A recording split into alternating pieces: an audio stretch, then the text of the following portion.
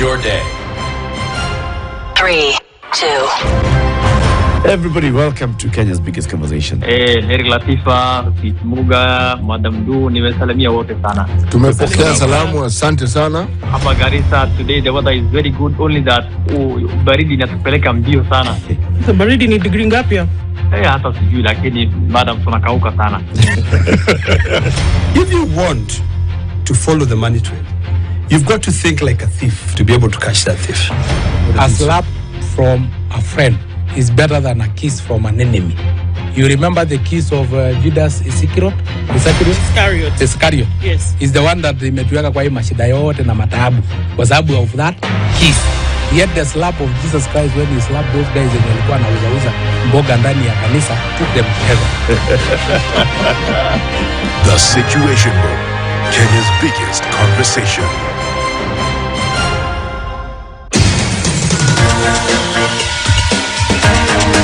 This is The Situation Room, the home of hard-hitting political commentary and penetrating insights about the state of the nation. This is a talk radio experience like no other. The Situation Room, a place for hard truths, debates, and elevated conversations. The Situation Room, witty, political, engaging, deep, controversial. In the room, we have C.T. Muga, researcher, academic, seasoned political observer, a fountain of wisdom in these politically uncertain times. Ndu Oko, Nigerian by birth, Kenyan by choice, communications expert, Pan-Africanist, a truth seeker and believer in people power, and Eric Latin, agent provocateur, the man in the chair, seasoned journalist, news hound, a man who believes in punching up, not down.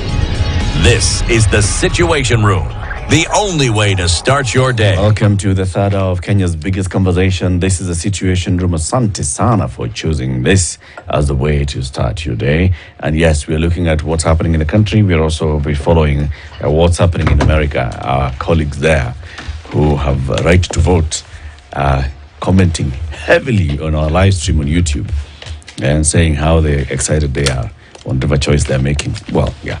I think by tomorrow morning we'll start now seeing what's coming out of that election. Ndu, please. You know, it's important that we talk about when you are judged amongst your peers and you're called the number one private bank in the country.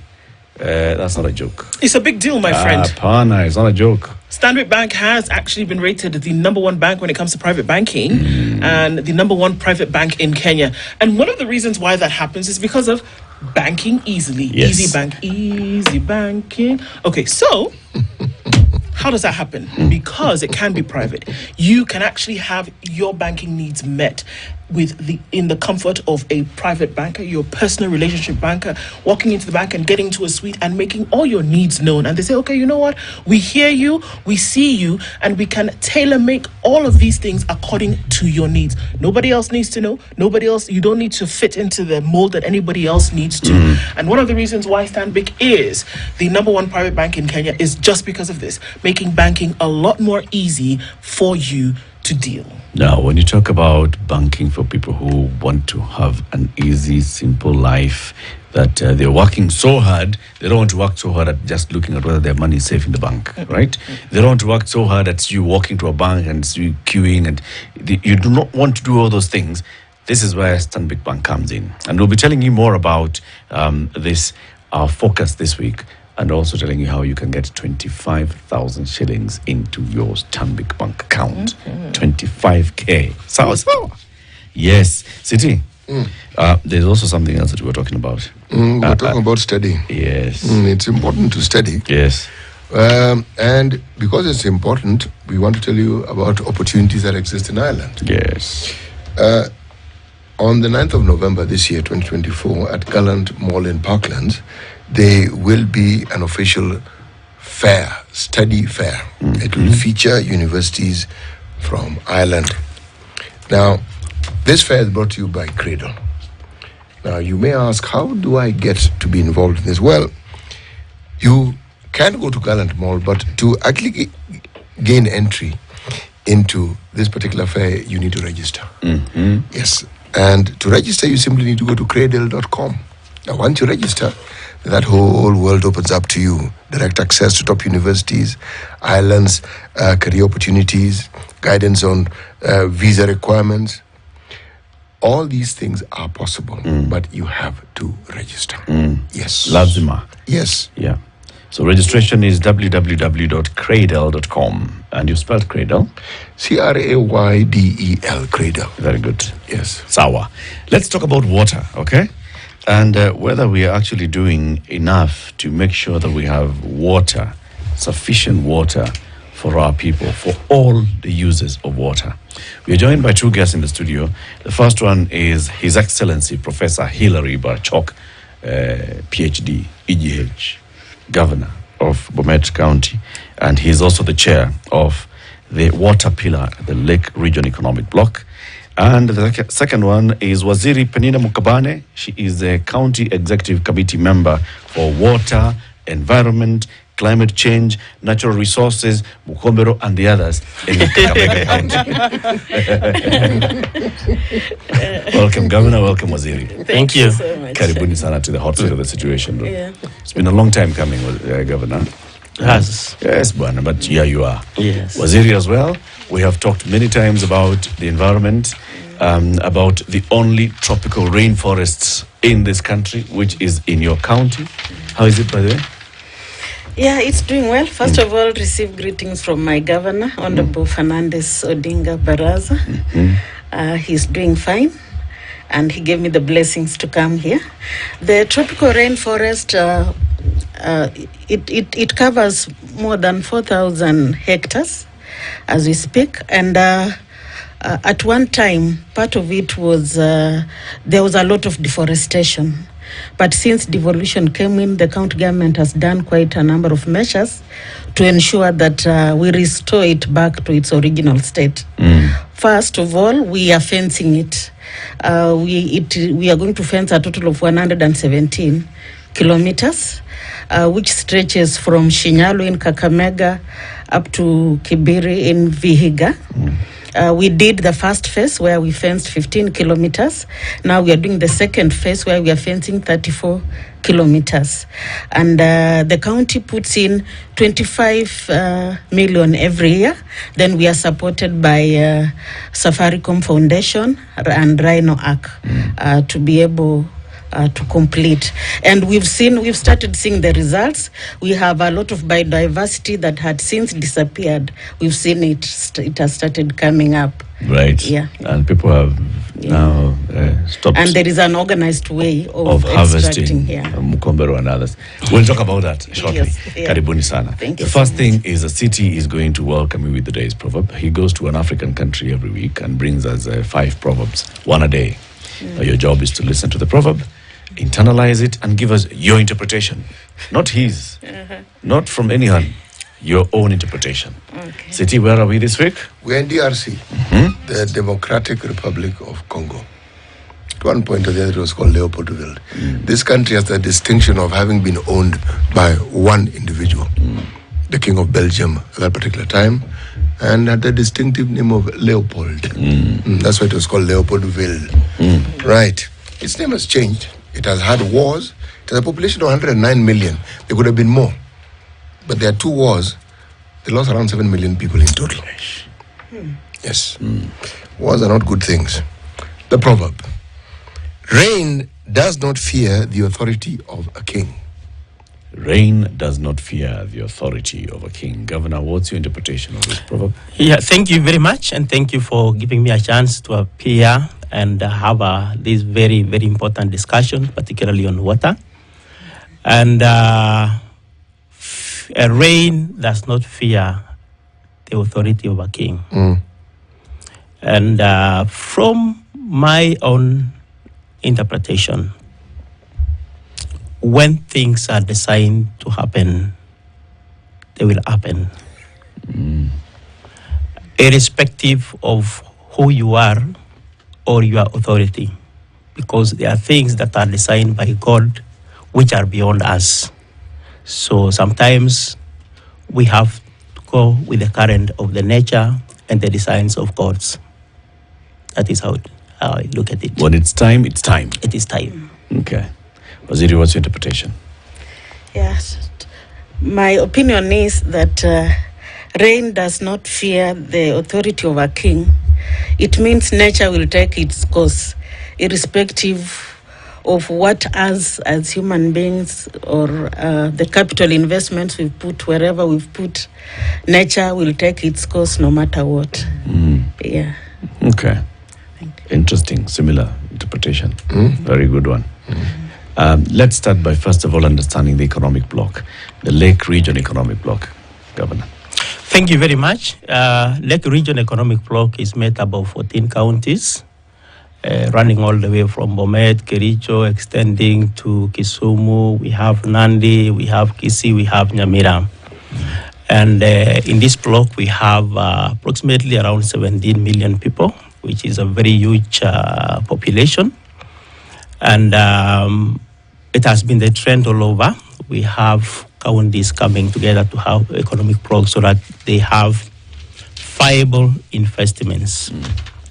Each of these counties has its own competitive advantage over the rest. Like when you come to Bomet, we are a dairy county. We have a lot of tea. You go to Kisumu, probably in Homa Bay, you'll have a lot of fish and other resources that we can share within our block.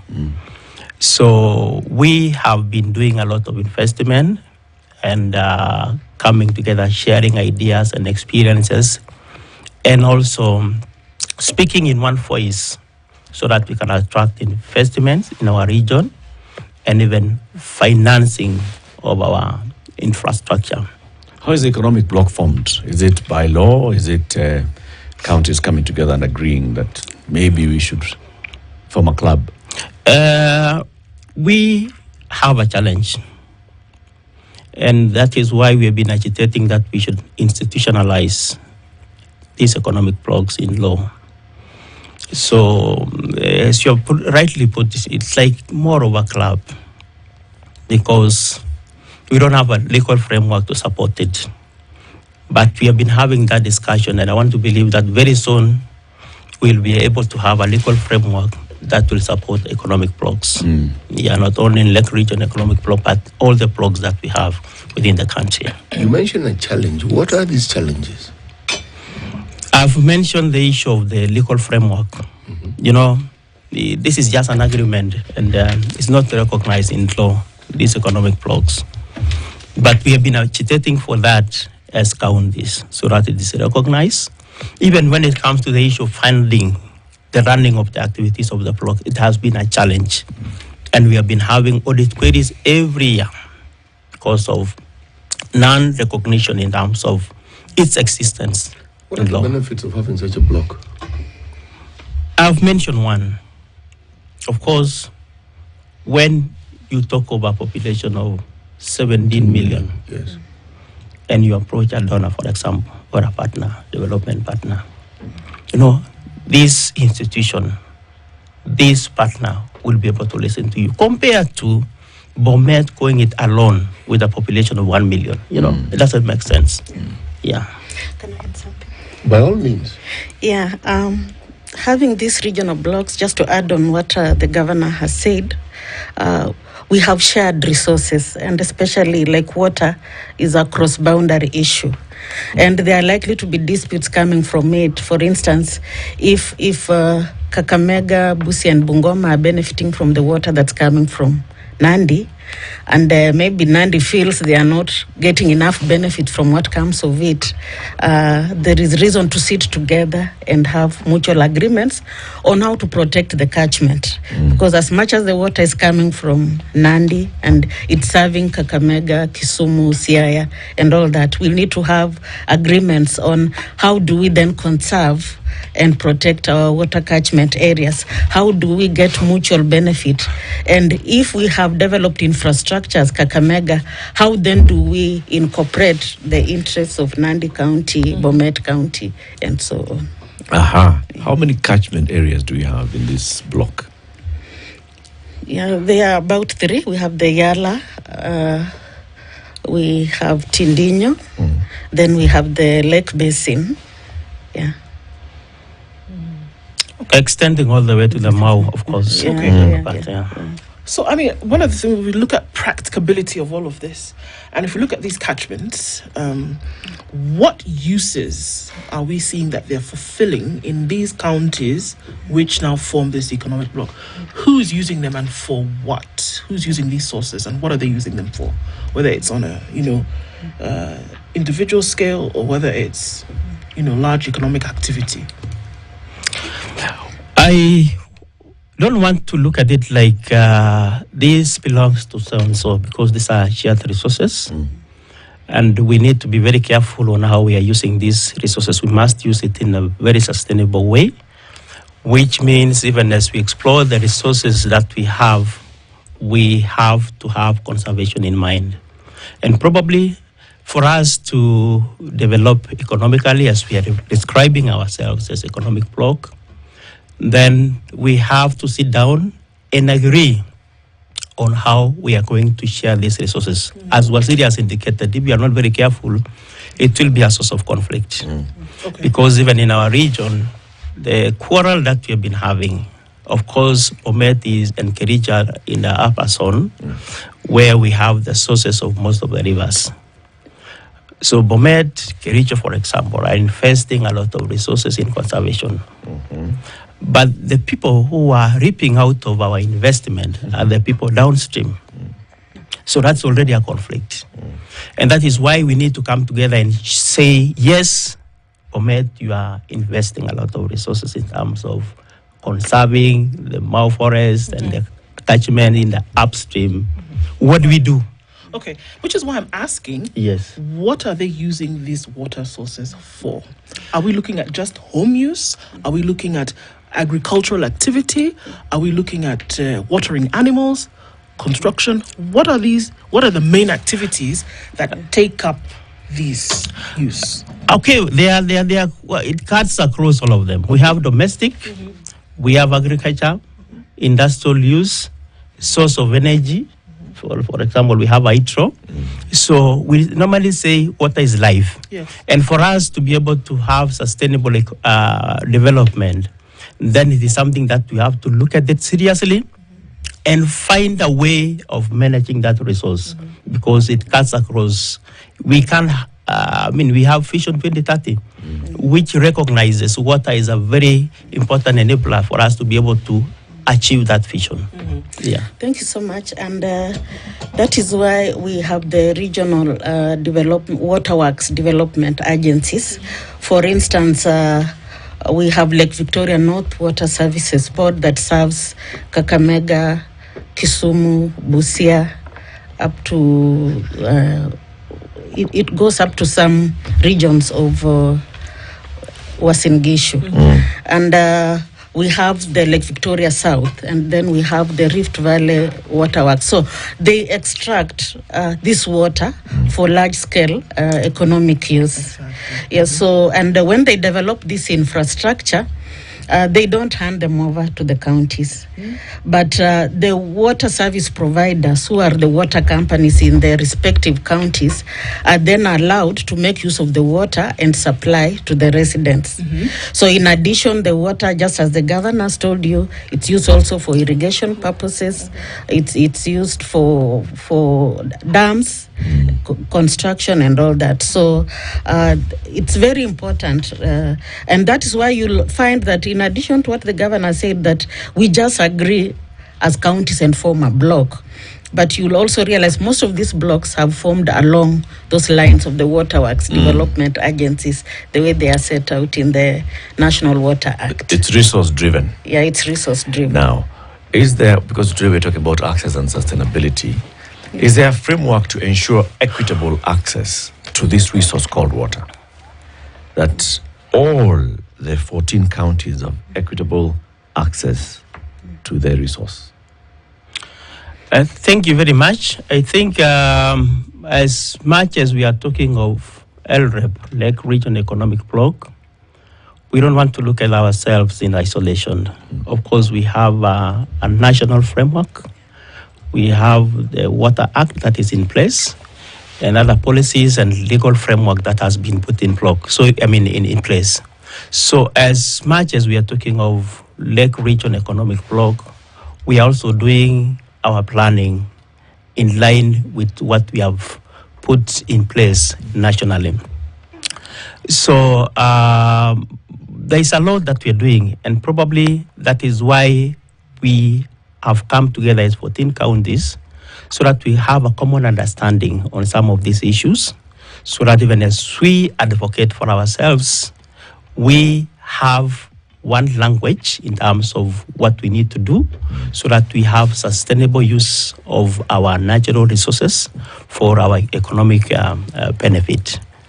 Yes. So is there a framework, even if it's through the national law, the Water Act, that ensures that everybody in these 17 counties is guaranteed equitable access? Yes. There are some areas where you have the rivers and they're flowing, and so they have access to water.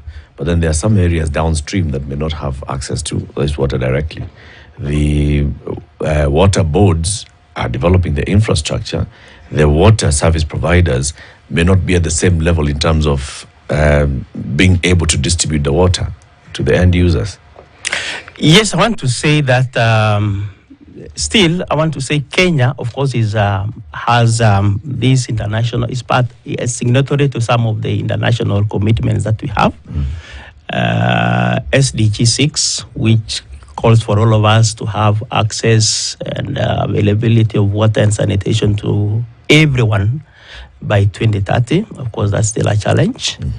And all of us have to align ourselves to that. And that is why, in our small way, we are working towards that. As a region, and part of the discussion that we are having is to have a legal framework. How do we contribute to that as an economic bloc? Of course, cascading to the individual counties and even areas within, because not all the 14 counties are the same. We have our own challenges as Bomet. Kakamega have their own challenges. Kisumu have their own challenges. And even in the 14 counties, we have a lot of disparities. There are some who are disadvantaged because with the advent of devolution, there are those of us who didn't have any water infrastructure. So we can be the same. There are others who are better off because of the investment that was done earlier on before the advent of devolution. So those are the disparities that we have. But we want to speak with what language? How do we bring up all these counties to a level that we can say everyone is comfortable? Because if, as Bomet, I don't avail water to my people, will we be able to realize this goal that we have set for ourselves? By the year 2030, everyone should be able to access water, should be able to access sanitation and so forth. That should be the discussion. Thank you so much. I also want to add something, if you don't mind, on what the governor just explained. Ideally, all of us should benefit equally from these water resources and the infrastructure that's being developed by national government. And there is a National Water Master Plan 2030 that exists. And if you look critically at the strategic plans of these waterworks development agencies, they usually extract their priorities from this National Water Master Plan. And I was privileged to be part of the process where Lake Victoria North was developing their strategic plan for the next 5 years. Actually, they have put in projects that will benefit Kakamega, that will benefit Trans Nzoia, and Busia as well. So I want to assume that ideally, the way it's planned on the national documents and in the strategic plan, each county needs to benefit. But you see, it also depends on the resources. For instance, they require about 34 billion to be able to do this. But supposing they don't raise the 34 billion, now it comes to push and shove. Who is more aggressive to get these projects? Yes. Who voted correctly? In Kenya, we understand this. So ideally, all of us should benefit based on the plans, the strategic plan, and the National Water Master Plan. And the Constitution. But because now of the and the Constitution, but because of the shortage of resources, you will find that some areas will move faster compared to the others. Okay. And so the question then is whether the LREB is actually working at addressing this to make sure that you're focusing on bringing everybody on board, to bring everybody to par Whether it's in your plans, it's in your investment in terms of your budget, it's in your investment in terms of getting support from development partners and so on. Yeah. Okay, so we shall be taking a break shortly, and then we come back and continue this conversation. Governor, you know, of course, about CPF, right? Yes. All counties know CPF. Cindy, what is CPF, Governor? County Pension Fund. Yeah. Yes. Yes. So it is very important because at some point we must retire. That's a fact. And I think as governors and as responsible leaders, we must prepare our people for retirement. Yes. And retirement, you don't wait until the last year to be able to do that. You must prepare from the first day that you are employed. Make small contribution for that rainy day when you'll not be able to work for yourself. So now CPF has an arm called the CPF Financial Services, which is one of Kenya's largest administrator of pension funds, right? Yes. And CPF Financial Services then has come up with the Taifa Pension Fund. www.Taifa Pension Fund. This is an umbrella pension scheme designed for employers. It's a defined contribution pension fund managed by Kenya's largest administrator, CPF Financial Services. What it does is it takes the tier 2 contributions. So tier 1 of pension goes to NSSF. Yes. And then tier 2 is optional. You can either put tier 2 also into NSSF, or you can take it into your own defined pension scheme. Now, the Taifa Pension Fund takes tier 2, and they're saying, you guys know CPF, and because you know how CPF works and how much it has been of benefit to many, then can you imagine now if you actually take then tier 2 of your pension contribution to that? For employers, for employees, many benefits. That's why they're saying, go to Taifa Pension Fund. That thing is confusing me. The P and the F. Taifa Pension Fund. Yes, that's like that is okay. .com. TaifaPensionFund.com. City, Tala is also another big thing that we've been talking about. Yes. Yes, as we go into this break as well. Please tell us about Tala. You cannot have a conversation about life and not have a conversation about emergencies. Yes. Yeah. Emergencies, by their very nature, don't tell in advance that they're coming. And if they're of a financial nature, you only need to look at your WhatsApp and look at the number of groups that you're invited to. Tala offers financial freedom for that very moment when you have looked around and you're not quite sure where you're going to get money from. They are regulated by the Central Bank of Kenya, and they are registered with the Data Commissioner, which means they are safe. They're not these fly-by-night fintechs who, should you borrow money from them and should you delay in payment, they will tell the whole world, plus your relatives, how you haven't paid them. No. None of these embarrassing situations. Tala is a companion, and as they say in English, a friend in need. Yes. And indeed makes them a friend what? Indeed. Yes. Yep. Our conversation continues shortly. We're talking about access and sustainability of water and water resources in this country and what we need to do in Kenya's water sector. Our guest, Professor Hilary Barchok, the governor of Bomet County, who's also the chair of the water pillar at the Lake Region Economic Bloc, and Penina Mukabane, who is a waziri for water, environment, climate change, natural resources from Kakamega County. This is the Situation Room, the only way to start your day.